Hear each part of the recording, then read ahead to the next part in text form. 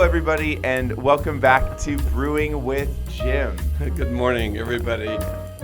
Pre-introduction, pre-microphone. Joseph and I were laughing at each other, so... Always are. Yeah. Yeah. Well, it's my looks. We're both very funny people. Oh, hilarious. Yeah. Yeah. I don't know how much of that comes across on this show. We should start We should start a second podcast together. Just where that's comedy? Primarily jokes. I don't do jokes. I don't. You do, without thinking about it. Yeah. My brother taught me that you memorize punchlines and just hold them in there until the situation comes up, and then you just deliver the punchline instead of building a story. That's clever. Can we go on with this? Maybe. Oh, maybe. Let's go for it. Let's go for it. You know, I've decided. What's the? Oh, you didn't finish the intro. I haven't even introduced myself or you, for that matter. An audience member might be listening. You're Joseph, and I'm not. This might be the first episode an audience member is listening to. They have no idea who we are, what we're doing. They're not listening anymore. Exactly. We'll start here. My name is Joseph. I am a co-producer. I ask questions primarily. I bring the questions to the show. You are Jim Brewington. I am. And what we do is we try to provide advice, insight, wisdom, or some semblance of answers to the questions that we get from our audience. And these questions can be about all facets of life. Today, we have a new question. It's how the show works. We get a new question every week. And this question I just find really endearing. You ready for it? I'm ready, yeah, I think. Okay. How do I take up my cross when I'm just a kid going through school?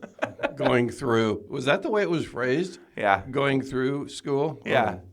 Or just a kid. You know what I like about this question is that we know something about the questioner, the person who's asking it. We usually don't. Yes. And we, in our wrap-up at the end, we say, please contact us and so forth. Please contact us with questions and let us know a little bit about who you are, because then I can infer more efficiently what the direction of the answer should be. Absolutely. Here we've got a kid. Now, I don't know how old this kid is.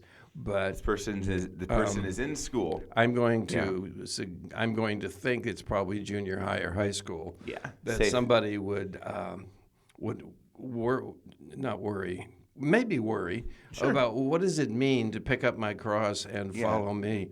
That Jesus said that, and it's recorded in Luke chapter 9. That's right. And that passage is, and he was saying to them all. All means more than the apostles, all the disciples who were standing around, and all those who are not disciples standing around. And I think we can extrapolate to all of us. Yeah. Okay. If anyone wishes to come after me, let him deny himself. He must deny himself and take up his cross daily. Daily. Daily. I know. And follow me. Yeah. For whoever wishes to save his life will lose it. And whoever loses his life for my sake, he is the one who will save it. Okay, let's work on this a little bit. Yeah. And just help me jump in. Yeah, absolutely. I think starting to extrapolate, if an audience is listening to this and not knowing this passage, not knowing what this means, I think starting at the base level. Well, Jesus, of course, literally picked up a cross. He was forced to do that, even though it was right in the center of his will to do this. That's right. From time before time. And he picked up the physical cross, walked up the Via Dolorosa and to Golgotha, the hill on which he was crucified, and went through enormous agony. I don't have it with me, but usually on Good Fridays I have an article from the American Medical Association of all the physical results, effects of the crucifixion. It's more than you and I can imagine. Yeah. But if you're listening now, you may probably have seen a dramatic presentation, a production of the crucifixion and the Passion Week and so forth. Picture that as we talk about this. if you wish to come after me, that means to become a disciple. Disciple means discipline. Disciple means a decision that, yes, I want to That's right. come after, follow Jesus. But I have to know where he's going. Or I don't know where he's going. You may not actually. And that's exactly right. Yeah. But we do follow him, and if we make the decision that we want to follow, actually we're following his ways, we're following his teachings, we're following what he has intended for us to be because he's revealed it to us. Absolutely. What we are to be. That's what it means to be a disciple. I was a Christian long before I was a disciple. Interesting. And, well, yeah. I'm not going to express my testimony right now here, but I was in the 5th grade, and I was raised in the church, and I knew phrases and verses and so forth. And I decided one night, sitting in actually a cathedral in Dallas, Texas, that I wanted to be in God's family.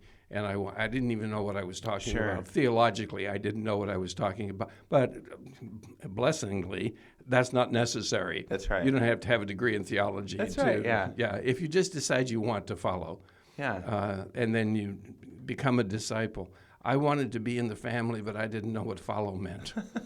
Sure. And I didn't know anything about, I thought maybe go to church. Yeah. Okay. Yeah. Then we must deny ourselves of what? Well, we deny ourselves of certain physical things. We deny ourselves of behaviors that we may have engaged in before, and now we know that they do not glorify God. Sure. We deny ourselves just sacrificially. And the thought just occurred to me here. Jesus died because he loves us. Yeah. And when somebody decides to love somebody else, and by the way, it's a decision, the type of love we're talking about. When someone decides to love somebody else, we have decided to sacrifice something, because there's no such thing as love without sacrifice. That's right. None. Yeah. It's not just a good feeling. Some theologian, I want to say it's Henry Nouwen, has a quote along those lines. I can't find it so quickly, but off the top of my head, it's something along the lines of, like, when you decide to love someone and they love you back, like, you are committing to that person, of course, to know them and be close to them more than anybody else in the world. But the flip side is that you are also committing to be hurt more by that person over the course of the rest of your life than anybody else. Like, you will also cause each other more heartache and headache than anybody else that you will ever be around.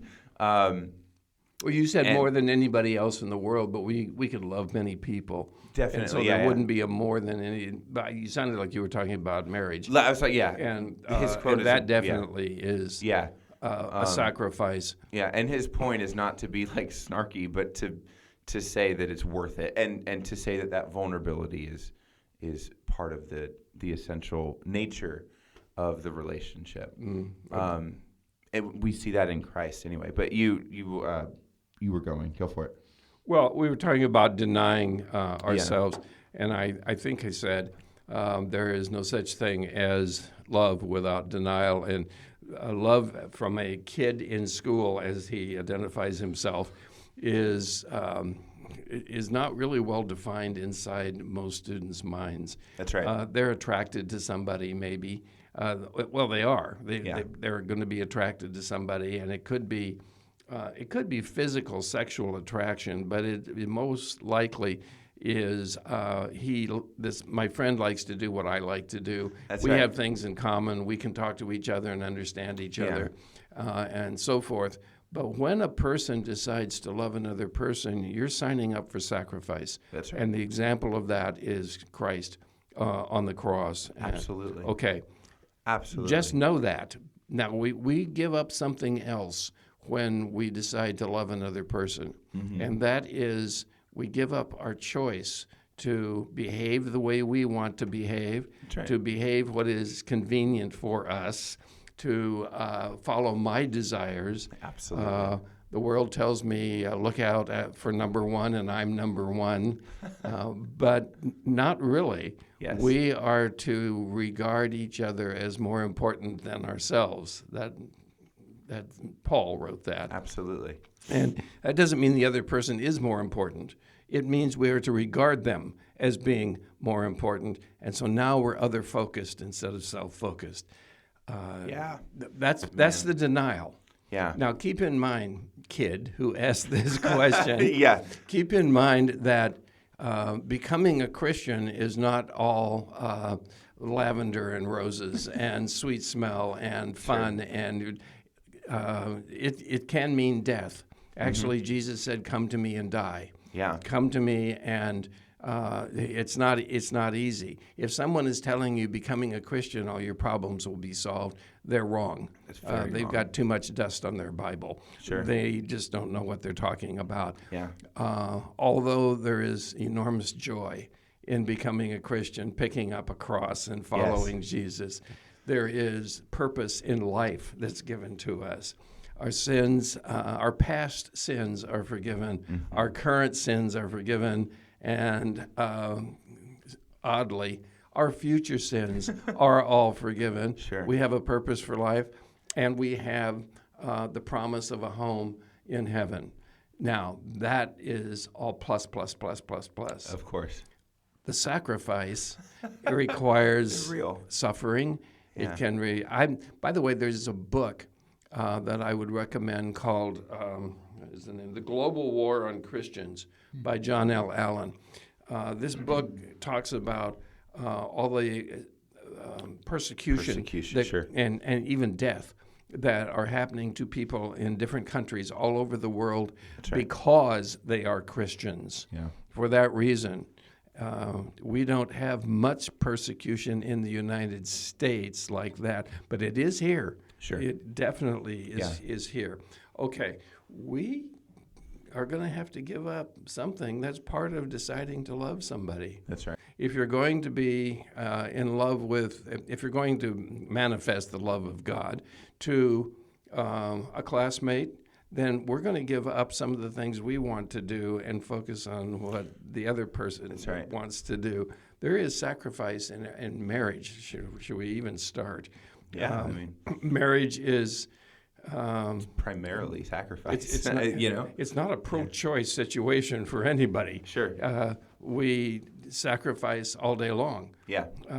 When we are married. Yeah. Now, if the other person is sacrificing too, perhaps we come to sort of a conflict resolution and we can hold hands and skip to the grocery store. But that's not the usual scene in marriages. Okay.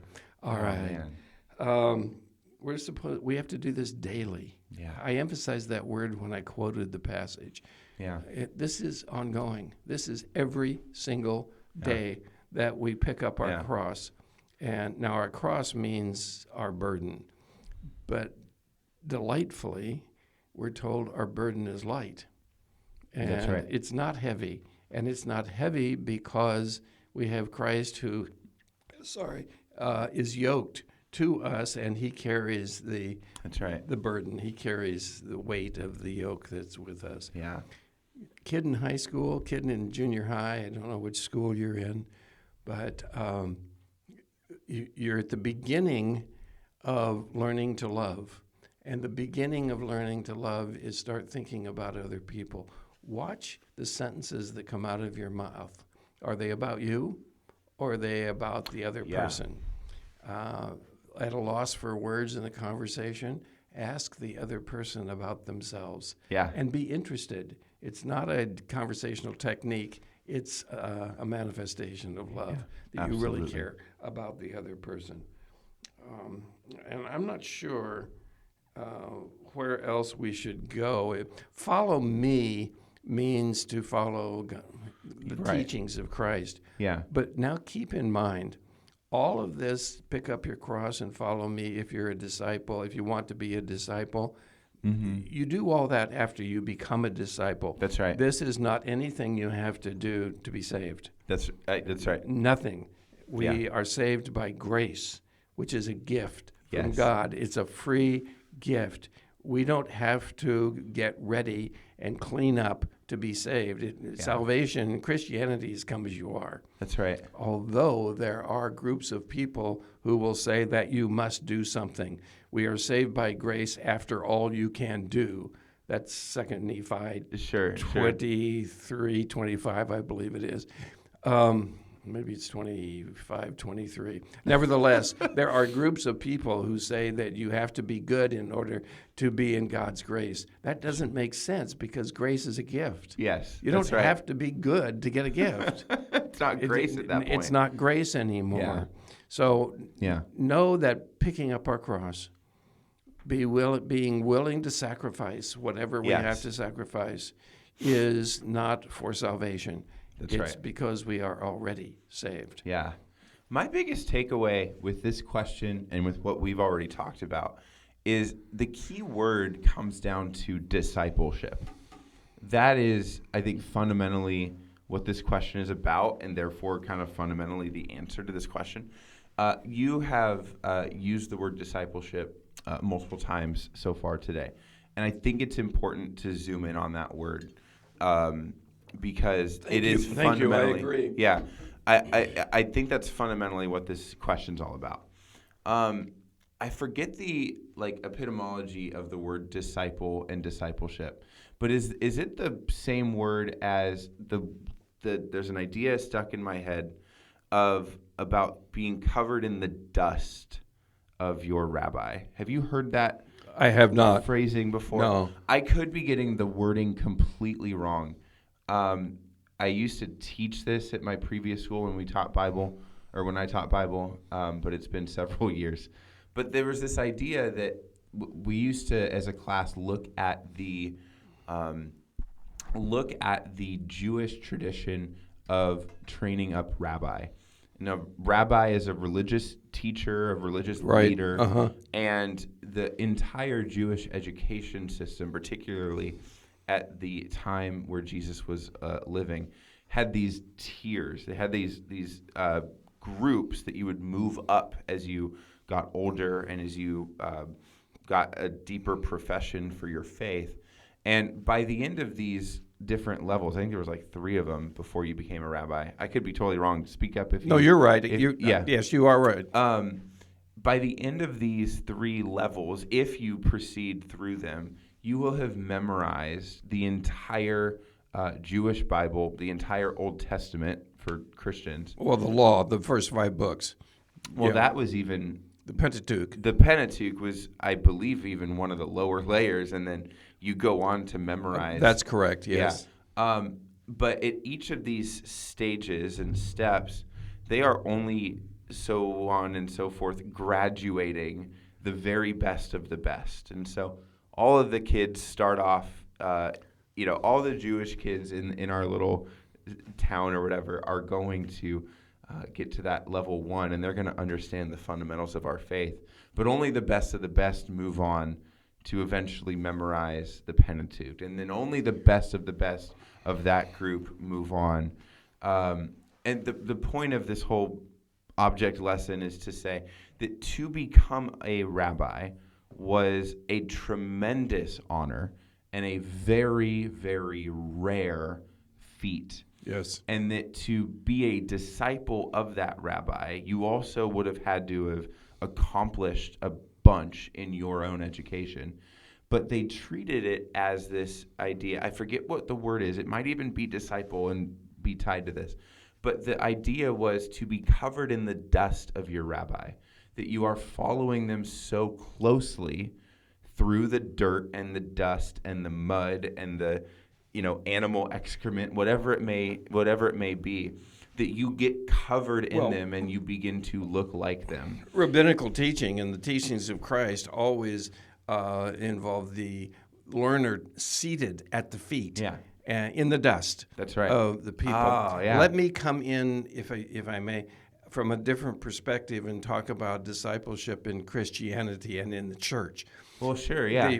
It's my personal belief and experience that we are weak as a church at large in discipling and discipleship. Usually there's a discipleship pastor. Yeah. Let me just put the cherry on top of what I've built, and then I'll throw it to you. So the whole point of the layers and the levels to be able to even be in the presence of a rabbi, let alone follow him and become like him, that was the point that by the end of this journey, by the time you are able to become a rabbi for yourself, you have not only acted like the rabbi, but you have become like the rabbi. Yes. Right? That it is a process of transformation of your behaviors and your thinking and your actions, that by the time you eventually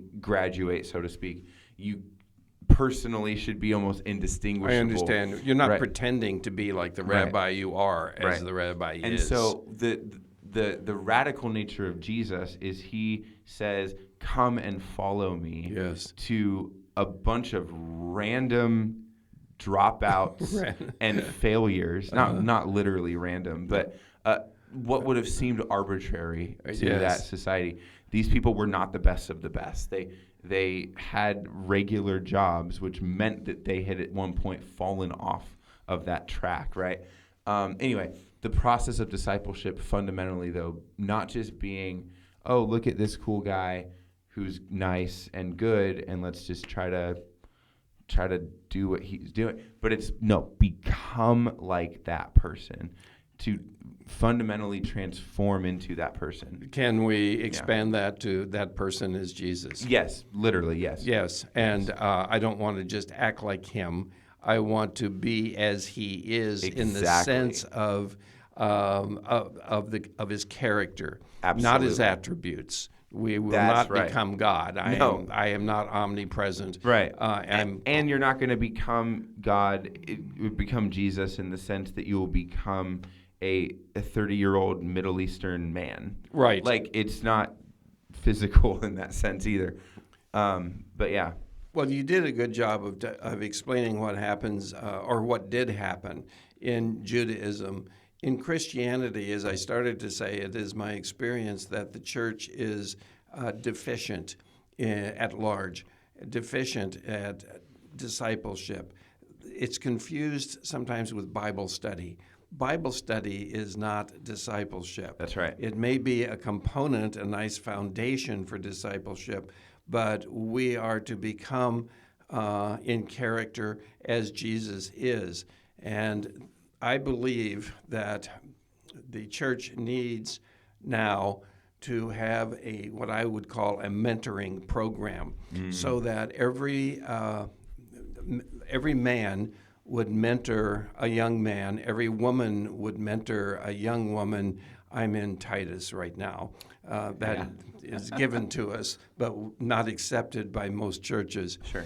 I have developed a mentoring program for churches. It took a year and a few months, meeting every Wednesday with many, with 6 or 7 pastors, and we put together a mentoring program and the how-to and so forth. But if you are a kid in school or if you are an adult, find somebody who has walked with Jesus a little longer than you have. That's right. Who has experienced the suffering, perhaps, of picking up a cross and following Jesus, who knows what they're doing but doesn't know it all. And I don't know it all. We're not in a position where I know everything. I'm not. Every Christian has the next step.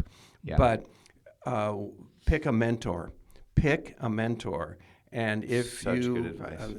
I wish I had the time, and I'm glad I don't, to go through this whole idea of how to mentor in a church.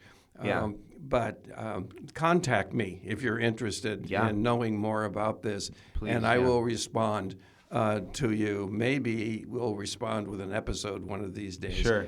But that's discipleship. You pick up your cross. That is to say, you decide that I want to be right. as Jesus wants me to be. He created me. And then we deny ourselves. We have to sacrifice again.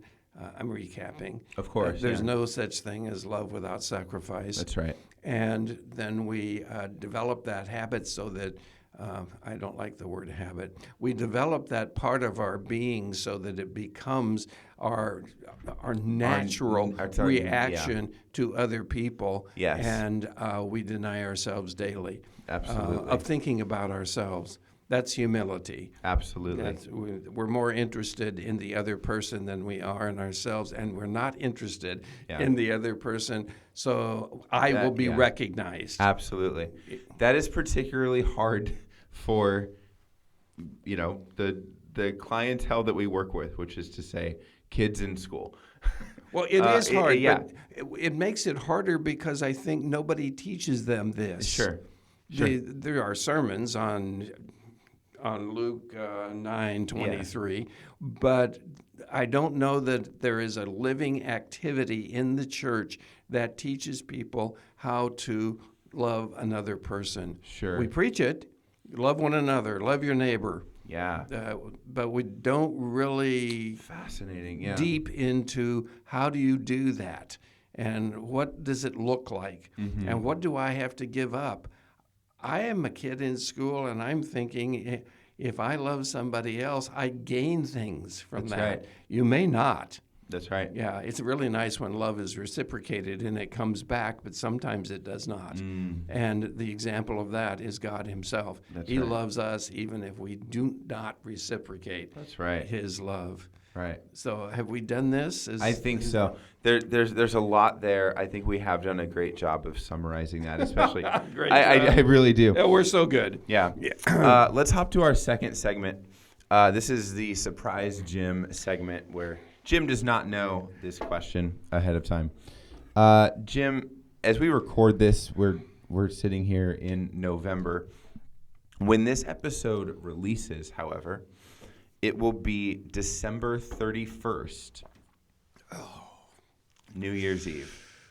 So my question for you is this. As 2024 ends, what is something fun or memorable or special that has happened to you this year? Knowing full well there's more than a month left of it that by the time this episode airs. But, yeah. Well, fun or special?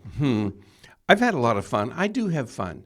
I can tell. We laugh a lot. Yeah. And fun to me is can be sitting quietly and reading God's word. That sounds boring, but it can be fun. Yeah. And fun is being with other people. I particularly, I'm not gregarious. I am around a lot of people all the time, but if I choose to be in a relationship that I particularly enjoy, it's one-on-one or couple with couple. Yeah. That's my favorite, over a meal. And so I've had many of those, and I enjoy those, and that's fun and meaningful. I can't think of anything large that happened this year.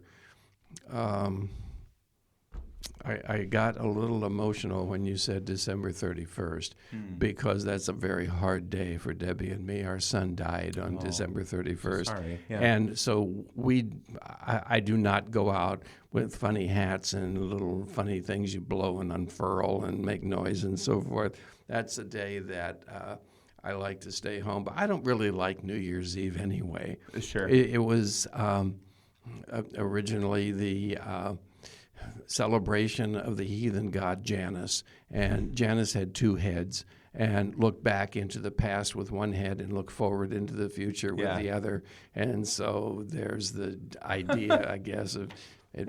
I don't care for New Year's Eve at all. I used to work in the restaurant business, for years and years and years, and tended bar for a long time. All the amateur drunks come out on New Year's Eve. And they don't know what they're doing. They don't know. They just drink and let it affect them. And it's a hard night to work in the restaurant business. For fun, I'm going to say that there's much in this world in which I live that I enjoy. There's some things that I don't enjoy. I enjoy the students. Yeah. But some of them are annoying. Sure. Yeah. It's true. And I don't enjoy that. But I enjoy watching them grow. I enjoy watching them change from that. And I enjoy the part of my teaching job where I'm not teaching the content of the course, but I get to drop little nuggets of life wisdom from God's Word. That's right. And when you say something, don't say something about yourself. Say something about somebody else. That's right. Yeah. I don't know. What about you? I don't know. 2024 has been a particularly busy year. It's the first full calendar year that I've been a dad. My son was born in 2023. Okay. Yes. Underwent a move in 2024. It's been like normal in the sense of no grand epiphanies, tragedies, or anything has happened that I can think of in that sense. But it's just been Well, that in itself can be enjoyable. Exactly. Yeah. It has been an enjoyable year. It's been a year of, like I said, a move and just continuing to learn what it is to be a dad. And do you think that enjoyment is a viewpoint, perspective, the way we look at things? There are some people who, I know some people the glass is empty. Yeah. And other people the glass is overflowing. And this could be a whole episode. Honestly, it could be. Is joy a choice? The observance of the joy is a choice. Yeah. Yes. I think to some extent it is. Okay. I think that we are trained by our culture to react in certain ways to certain things. I think that you spend enough time on Twitter and you will become a reactionary person. You will become a person who can easily be overcome with an emotion, whether it be positive or negative. Right? I think also some people are just more mellow, and good or bad, it just kind of rolls over them sometimes. I think that is a character trait. I would love more time to think about this. This is a fascinating, but granted. Well, let's think about it. You mentioned more time on Twitter, and sure. Yeah, nobody says more time on X, do they? But anyway, no. That's not going to fly. But the social media thing, I heard on the news this morning. Australia, as a country and a continent, is very close to banning all social media for people who are 14 years old and younger. Yeah, those kinds of laws are not particularly uncommon in the world in the last year or two. Oh, I thought they were.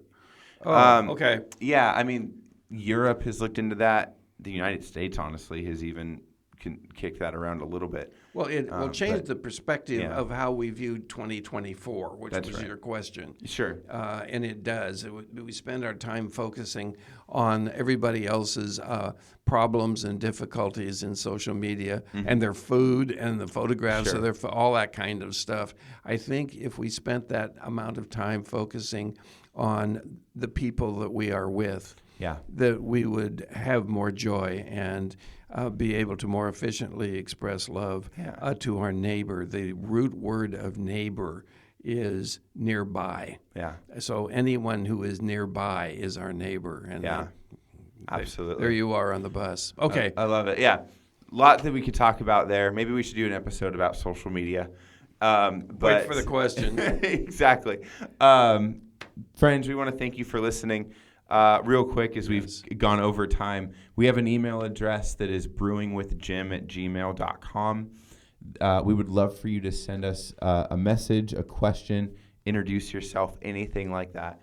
It's Brewing with Jim. If you send a question, send us a little bit about you so I know how to address the answer. That's right. Okay. That's absolutely true as well. Thank you for listening. On behalf of Jim, my name is Joseph. Have a great week. Bye, everyone. Goodbye.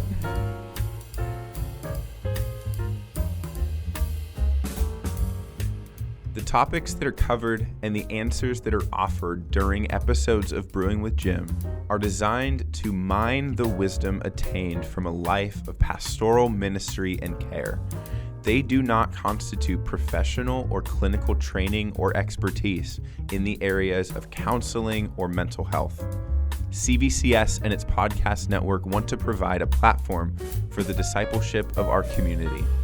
Brewing with Jim is our attempt to foster that environment in a format that is accessible for everyone to participate in. The views, thoughts, and opinions expressed during the show are the speaker's own, and they may or may not represent the views, thoughts, or opinions of Capistrano Valley Christian Schools or its faculty. The material and information presented here is for general information purposes only. This episode has been a production of the Capistrano Valley Christian Schools Podcast Network. Capistrano Valley Christian Schools is a Christian JK-12 school in San Juan Capistrano, California. Be sure to check out, subscribe to, and leave a review of this show and the other shows on our network on your podcast player of choice. Doing so supports the school community in a multitude of ways. For more information about the CVCS Podcast Network or any of our other shows, check out cvcs.org or email podcasts@cvcs.org. On behalf of the whole network, this is Mr. Jasper saying thank you again for listening and stay tuned for more.